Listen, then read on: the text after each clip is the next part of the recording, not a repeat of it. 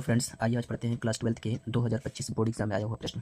देखिए दिया हुआ है कि यदि vector equal to I cap minus 2 J cap plus 3 K cap तथा vector B equal to 3 I cap minus 2 J cap plus K cap हो तो वेक्टर ए तथा वेक्टर बी के बीच का कोण ज्ञात करो।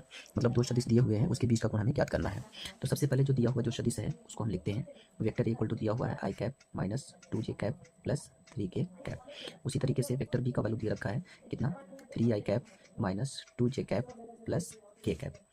अब बीच का कोण हमें फाइंड करना है। तो बीच का कोण जो है कि निकालने के लिए एक फार्मूला हम लोग पढ़े थे, cos theta equal to vector A dot vector B by mod of vector A into mod of vector B. तो हमें बीच का कोण निकालने के लिए हमें वेक्टर ए डॉट बी चाहिए और मॉड ऑफ वेक्टर ए चाहिए, मॉड ऑफ वेक्टर बी चाहिए। तो सबसे पहले हम मॉड ऑफ वेक्टर ए ही ज्ञात कर लेते हैं।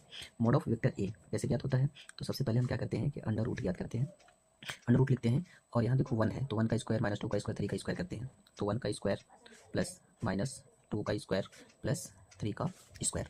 जब इसको आप सॉल्व करेंगे तो देखिए 1 का स्क्वायर 1 प्लस 4 प्लस 9 तो 9 4 13 14 अंडर रूट 14 निकल जाएगा।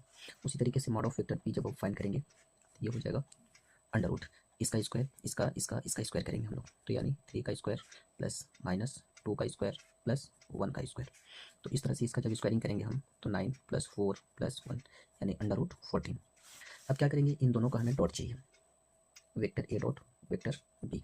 वेक्टर ए का वैल्यू कितना है I cap minus 2 J cap plus 3 K cap dot vector B का वैल्यू कितना है 3 I cap minus 2 J cap plus K cap. Dot में क्या होता है, आई का आई में मल्टीप्लाई होता है, जैसे आई का कोफिशिएंट गुणांक 1 है तो 1 का 3 में 3 एकम 3 माइनस 2 का माइनस 2 में प्लस 4 3 का 1 में 3 एकम 3 3 3 6 4 10। अब हमें क्या चाहिए, कोण चाहिए। तो cos थीटा का फार्मूला पढ़े ही है, क्या होता है vector A dot vector B by mod of vector A mod of vector B. तो cos theta equal to mod of A dot B का वैल्यू कितना निकल गया 10 by mod of vector A का मान under root 14 into under root 14। तो इस तरह से हो जाएगा 10/14। काटेंगे 2 बचे 10 2 सत्ते 14 यानी cos थीटा का वैल्यू कितना निकल गया 5/7। cos उधर जाएगा तो इनवर्स में चेंज हो जाएगा, cos इनवर्स 5/7।